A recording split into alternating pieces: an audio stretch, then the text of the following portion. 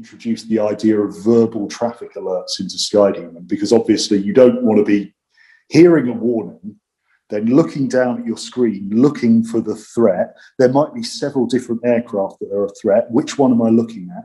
You know, it's because you haven't got that visual. You don't want to be eyes in a cockpit on a screen. You want to be eyes out as much as possible. Yeah.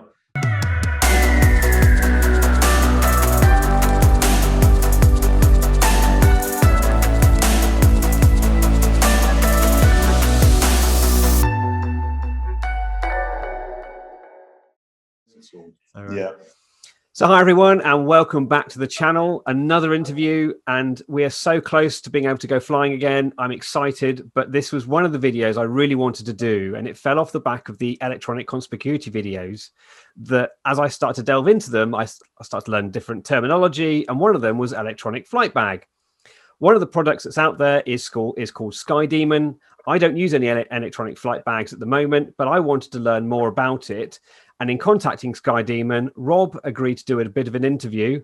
So we'll hand over to you, Rob, if you want to give us a little bit of an introduction and explain more about what the product SkyDemon is all about, and most importantly, how you got involved in it. So yeah, SkyDemon is a small flight planning and navigation app. We've been privately owned from the very beginning, written by a school friend of mine. He basically got in touch with me, and he'd been writing this code originally just for his own personal use once he got his PPL. But obviously, when you've got something that's good, he's going down to the airfield with it. His flying buddies are peering over his shoulder on his laptop going, "Oh, what's this? This looks really good. Oh, can I have a go? Is that available to buy?" Yeah. And eventually, once all of the airfield are using it and they're saying, "Mate, this is really good. You should start selling this." Yeah. He basically got in touch with me. I just finished another role in another company, completely different field. And he just basically said, "Look, Rob, I'm not sure if this is going to take off." No Excuse pun the intended. pun. Yeah, exactly. No pun intended, but not sure if it's going to take off. Do you want to just kind of have a go? See if you can help me sell this? My experience is all in sales, marketing, purchasing, logistics. I've done a little bit of everything for various different companies over the years. So he got me on board. And initially, I wasn't sure if it would even last longer than a month. Oh, wow. And yet here we are, 10 years later. We celebrated our 10th anniversary. I think it was earlier this year. Yeah. Wow, 10 years for a product to be running and being developed over that time. In that time, there must have been some significant developments. Which year was it created in, just quickly? I think 2009. I got on board in 2010 when the business kind of kicked off. The product had actually technically been in development for a good 2 years before I got on board. But that was just, as I say, for Tim's personal use. Yeah. So since that time, what have been the sort of major significant changes to the product, or has it been fairly incremental? There's been no major steps in its development. I mean, there have been huge numbers of major steps. I mean, there's some things that are taken for granted now in the industry, which we literally invented. So, for example, one thing that leaps immediately to mind is you'll recall the Olympics in 2012. Okay, yeah. At that time, it was, the private pilots were going to be expected to file flight plans when they're flying in the London area. At the time, a lot of pilots had never filed a flight plan personally themselves. There was a lot of confusion about the whole process. It's one of those kind of arcane forms that you fill in, you get it wrong. The tower operator then receives it and go, "Okay, I know what they meant here. I'll just rewrite it for them." And so what we did was we said, well, hang on a minute. SkyDemon knows all the components of your route. It knows about your aircraft because you've told it. Why can't we just have a button in SkyDemon that says file a flight plan for this flight and have it coming out ICAO compliant every single time? And at the time, that was completely revolutionary. And we made that available to all of UKGA for free as part of our SkyDemon Lite service. And we got tremendous feedback from that. That was, I think, that almost sounds too logical and too sensible. Well, but that's it. That's what we kind of do. I mean, you've got to remember that a lot of the services that are provided by the authorities, there's no mandate for them to, force them to be usable. They just have to be functional. And so what we effectively do at SkyDemon is we take all the sources of information that are a bit mystic or peculiar or unreadable, and we just make them simpler. Plain English. And that's really our bread and butter. And everything that we've done has all been looking at various complicated processes that pilots have to go through and just simplifying them. And that's really what we do. You can do everything we do, you can do for free using various services, but you could pay us a little bit of money and we'll make it trivial. The whole idea of spending 2 hours planning a flight that's only going to take half an hour, going to the NATS NOTAM briefing service, to your weather briefing service, your 214s and the AIP. Yeah, everything. I mean, you could spend hours on that, whereas with SkyDemon, you can plan your route and 2 alternatives in the time it takes to drink a cup of coffee. I do need one of them. Those that follow my channel know I like a good cup of tea, either after the flight or beforehand. So, oh yes, yeah. In my research in some of my other videos, I came across the term electronic flight bag. And from what you've just said, that sounds like it. You pick up a metaphorical bag, and in this case, either a phone or a tablet, and you are bringing everything into that term. So that I can understand. But what are the fundamental elements in your mind that make up an EFB, an electronic flight bag? I mean, I think what a lot of people would say to answer that question is it's the briefing components. What you're looking at is the NOTAM and weather, the essential dynamic information that a pilot needs for that particular day. So there's those components, and then there'll also be calculators of various kinds, having a simple system that checks whether you're within weight, for your weight and balance calculations, that kind of thing, where you could do the calculations on pen and paper, but actually having a calculator just makes things so much easier. I do remember having to do all mine on little graphs to make sure I was in the COG range and other bits and pieces like that. Is it platform specific where you could, so there's a COG graph for every aircraft type?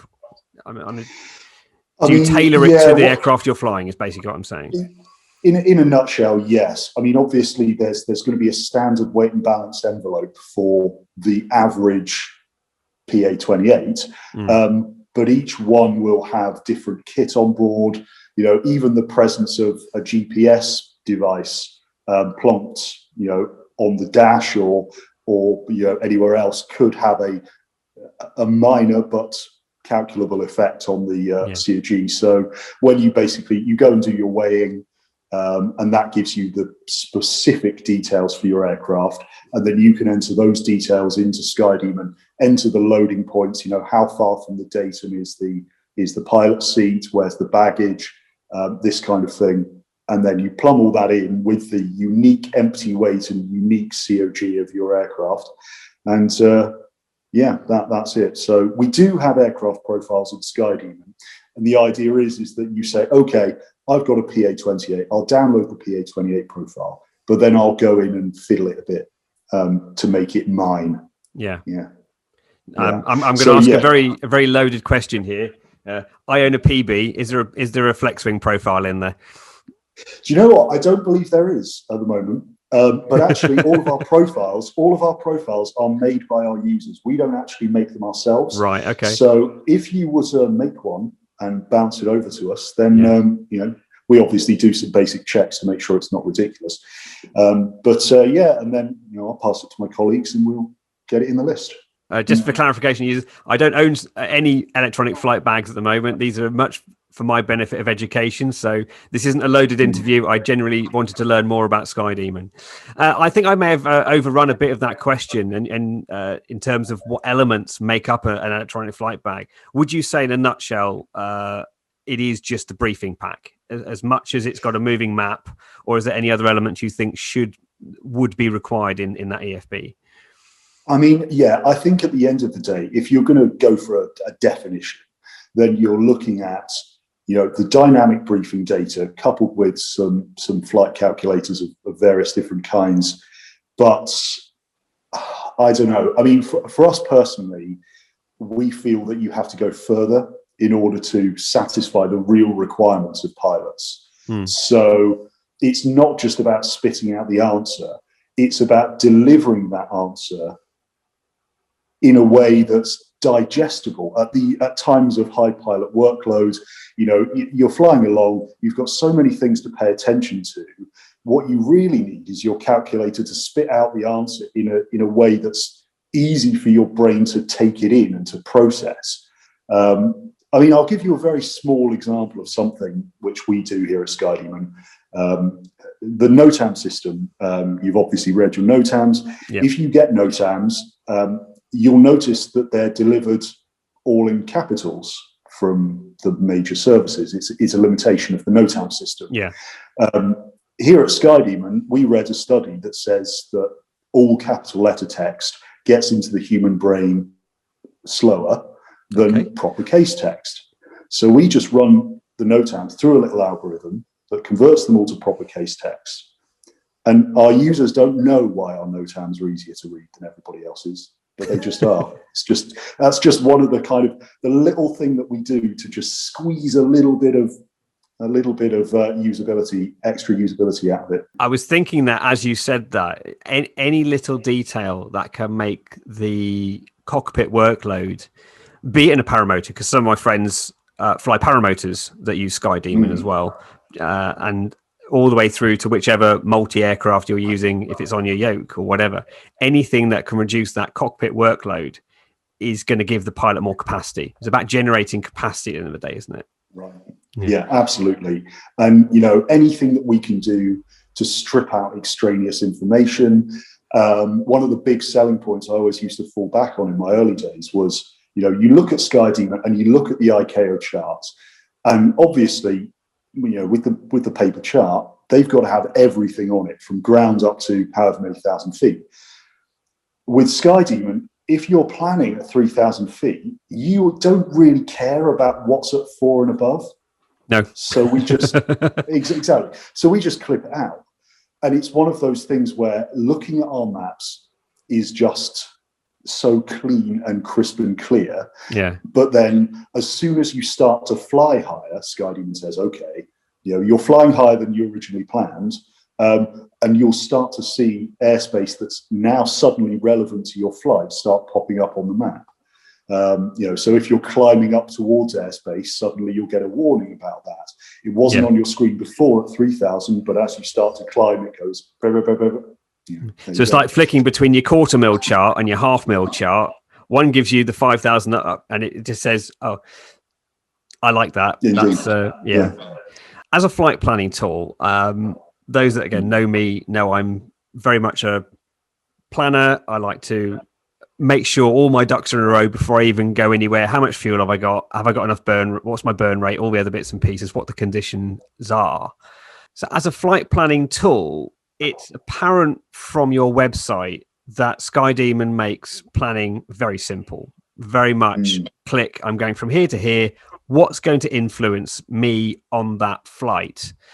Be it weather, NOTAMs, etc., etc. You used a term earlier about it being dynamic, and I'm glad you brought that up. Does SkyDemon actually allow for real-time en route updates, so that if someone's putting a last-minute NOTAM for an area, be it a drone or an RPAS system, or suddenly an event's happened or a crash has happened and they've said, don't go here, will SkyDemon feed that to the pilot and notify him that there's been a change? Well, I mean, one thing that I would say here, I'll preface this by saying that, SkyDemon does do that kind of thing in flight to an extent. Okay. We don't intend for it to be used tactically in flight. So originally SkyDemon, I think, was intended as a planning tool, and then to have the briefing data that you downloaded on the ground available to you in flight. That being said, if you've got a phone, or an iPad with a SIM card in it, then you can have it, SkyDemon, be constantly talking to our servers, constantly popping up with a new meter has been detected for EGBK or whatever. Yeah. It is possible technically to kind of have the wind and weather information that we provide given to you in flight and updated in flight. But because that data was intended for use planning on the ground, we're always very careful to say it's not for tactical weather dodging or anything like that. Right. Okay. And obviously, having a new NOTAM delivered in flight is all very well and good, but the practicality of reading it, digesting it, making alterations to the route on the fly, it is the kind of thing you could do. I'd probably offload it to a co-pilot if it was me. Yeah. But yeah, technically speaking, we do what we can. I think that in the future, I would quite like to push for some more tactical stuff. I see some really exciting algorithms being developed from guys who specialize in tactical weather dodging. The problem that we've got, I think, is that we're obviously running on generic consumer devices, iPhones, Androids, iPads, that kind of thing, which all will rely on the 3G network. Now, obviously, that's fine if you're on the ground and you're looking for your nearest McDonald's, but when you're above 3,000 feet, the cell service isn't. Yeah, I mean, it's people do get internet in flight, but I would say it's too patchy to be reliable. I think that in the future, maybe we'll start to see satellite internet become more of a common thing. Yeah. There's also ADSB. I mean, we're obviously talking about conspicuity. One of the neat things that the Americans have done with their ADSB is they've got an extra chunk of messaging that can be used to push weather from ground to air. So internet delivered weather to a kind of ground-based antenna that then feeds that information up to ADSB capable systems up in the air. So we actually did a trial of that in the UK. We teamed up with the guys who make the SKYECHO, UAvionics. Yep. And we kind of proved the concept. I think they're continuing with those trials now as well. So in some parts of the country, if you've got a SkyEcho, it will translate that weather data and kind of pop it into your SkyDemon. It'll be quite pleasing. But yeah, right now that's kind of future tech for Europe. For those that have missed the video, there'll be a link up here to my interview with UAvionics and the SkyEcho. So hopefully we're going to cover more of those in a minute, Rob. So thank you very much for that. But it sounds like there's lots of things happening in the wings that will hopefully, and once tested, filter down to the user at the end, at the front line, as it were, for pilots. I noticed on the website there is an element of weather, but that's only as good as you said as the internet link that you can get. Is that in a nutshell? Yeah, I mean we've recently done some pretty cool new stuff actually. So up to the beginning of this year, we pretty much just had TAF, METAR, winds aloft, bit of rainfall data. If you fly in Europe, we also do GAFOR bulletins, which are kind of more area forecasts rather than point forecasts. But we did recently team up with another company to deliver a kind of more broad, we want to answer the question, can I go flying today? Yes or no? Given today's weather conditions in my area, can I go flying? That's all people really want to know. Yeah. So within SkyDemon, you can specify what you consider to be your minimum good VFR conditions and what you consider marginal to be. And now within SkyDemon, you can press a little button called Flyable Conditions, and it brings up a kind of map layer which looks at the time, looks at a forecast, looks at various different elements, and just kind of colours in the map, red, green, or yellow, according to your minimum criteria. So, yeah, we haven't rested on our laurels there, definitely, and we're always looking to go beyond what pilots have traditionally been used to, and say, what problems can we solve? What questions are we being asked? What's the fundamental issue that the pilot wants to overcome? Let's make it as simple as possible possible for him to digest. Yeah. Right, exactly. Because I remember years ago that we'd all look at different weather forecasts, and you'd look at 4 and go, "That's the best one," and then go, "Oh, it wasn't right," and you're chasing the weather around the country. I just want one button. Can I go? Is it binary? Yes, yes, no. Okay, I'm staying at home doing the gardening. Indeed. You've touched on the integration of UAvionics and SkyEcho and how you've actually worked with them to generate some of the coding. Does SkyDemon actually allow for real-time tracking of other aircraft in regards to electronic conspicuity? One of these days I will get my mouth around that.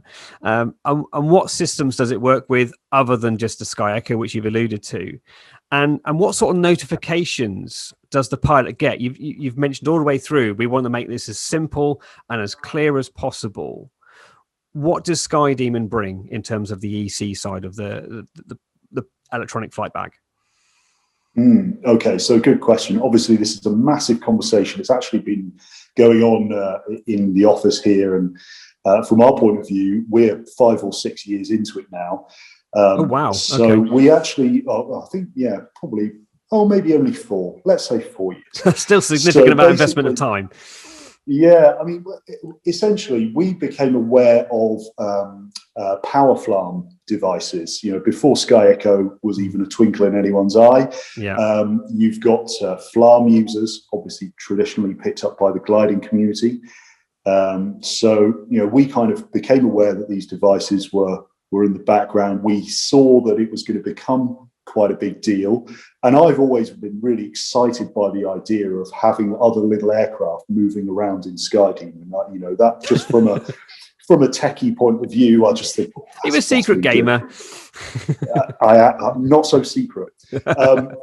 So yeah, we kind of started to look into this, and we developed the SkyDemon as effectively to be a front end for whatever devices came onto the market in future. Initially, we only worked with the FLARM protocol, which is basically just the means of telling SkyDemon that there's an aircraft there. And then subsequently, we also did work with the GDL90 protocol, which is basically the very standardized ADS-B that's been well established over in the States. And then, of course, we were approached by the guys at Pilot Aware, which you've probably heard of if you haven't, worth having a look at what they're doing. Yeah. For those that haven't known, link here to the interview with those at Pilot Aware. Okay, cool.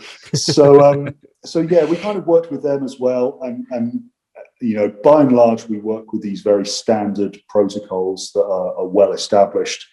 And the idea is that, in a nutshell, a device that knows where you are and is listening out for other aircraft. They give us their positions. SkyDemon then does the collision vector mathematics. So it basically looks at the delta speed of your position and the contact, as it were, and calculates whether there's likely risk of collision. When you connect this up to SkyDemon, the first thing you see in the bottom right-hand corner is a little kind of a little kind of black and white traffic radar. Very simple. The idea is that kind of has a look what's in your vicinity, and it's quite stark. It's very nice and easy and simple to see that there's something there. And then when it gets into threat range, you'll kind of get a red cone that pokes out in the right direction from that radar. The idea being to get the pilot looking out of the window in the right direction ASAP. While we were developing that, we had some really interesting conversations with some guys at NATS. Jonathan Smith, great guy who worked at NATS at the time, and he kind of showed us the ATC phraseology that they've obviously been developing over the years. Yeah. And between us, we kind of worked out this radar depiction, and also introduced the idea of verbal traffic alerts into SkyDemon, because obviously you don't want to be hearing a warning, then looking down at your screen, looking for the threat. There might be several different aircraft that are a threat. Which one am I looking at? Because you haven't got that visual. You don't want to be eyes in a cockpit on a screen. You want to be eyes out as much as possible. Yeah. Warning. Glider ahead, 1 o'clock, 1.5 miles, 100 feet below, passing right to left.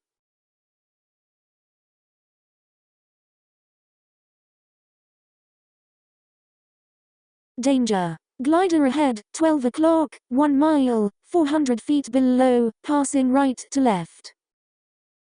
Yeah, and that's always been, I think, a criticism that has been levelled against products like ours is, you're getting them to spend too much time with their heads down in the cockpit, not looking out.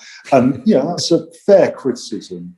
But I think that verbal alerts, not just for traffic, but also for airspace and terrain and other hazards, I think the verbal alerts are really good. Pop those in a Bluetooth headset. And so I could literally plan it all on my phone, activate it, Bluetooth my headset, pop it in my pocket, and it will still tell me if there's a threat. Yeah, basically. Yeah. Wow. Brilliant. And as well as doing that, of course, in your pocket, it's logging your position so that when you get onto the ground, you can see your breadcrumb trail of where you went. You don't have to be looking at it. I think that's one of the things that's probably going to be a staple of EFB products in the future. Yeah, I'm getting excited every minute we chat about this. Because I come from a paramotoring background where there's very limited space on the flight deck. So anything that is just telling me in an auditory fashion, I've got the best view in the world. I've got I did have two little risers there, and that's it. You've got the best unencumbered view of the world. But sometimes you just need to be able to be told there's something there. I have had a few near misses with either police helicopters or other non-military traffic.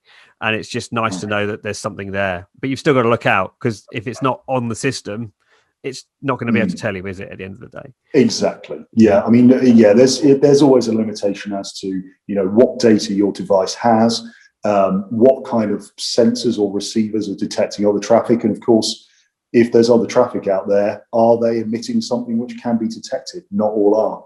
And this is what the CAA are trying to do, isn't it? Is give everybody the option of having some form of electronic conspicuity. I need to get some new teeth.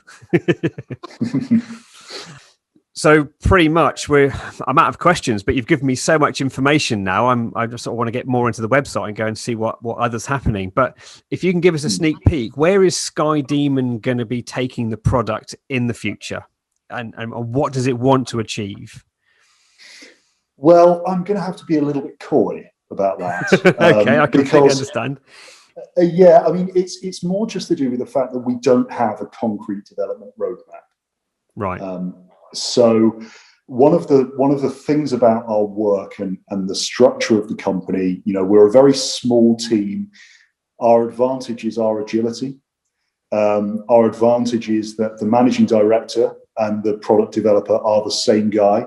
So once we've established there's a problem to be solved or that there's something that could be refined, he just does it. Bam, snaps his fingers, magic. Yeah, while we're constantly processing new requests. Today, I've had 3 new things that have gone onto the development list, and basically, once every now and again, every couple of weeks to a month, we have a development meeting where we say, right, what are the current big things that people are asking us? We go through the cost-benefit analysis. We look at each one and say, can we solve this problem? Can we solve it to a degree that we are happy with? And then can we solve this problem in a way that literally blows people's minds because they've never considered this solution before? And we'll tend to focus on the last one if we can. And so, that's it in a nutshell. I think the thing about SkyDemon is that it's not going to stay the same. It's always under development. There's always new tech, new hardware, new ways of doing things. Apple and Android are always bringing out some new bug in their system for us to work around. It's non-stop here. So essentially that's it. I can't really say, partly because my boss doesn't like me to make promises about what's coming in the future. No, that's completely fair. Yeah. But by and large, the answer is because we don't know until the next development meeting. So in short, make sure you've got the latest updates of SkyDemon before you turn back on again. Yes, indeed, that is it. Yeah, brilliant. Well, Rob, thank you very much for your time. I had a limited number of questions. I think you've given me so much more detail than I was ever hoping for. So thank you very much for your time. But say, if anyone's got any questions, please drop them in the comments below or get hold of SkyDemon themselves. I'm sure Rob and the team will be more than happy to answer your questions. So let's leave the video here. And until next time, everybody, fly safe.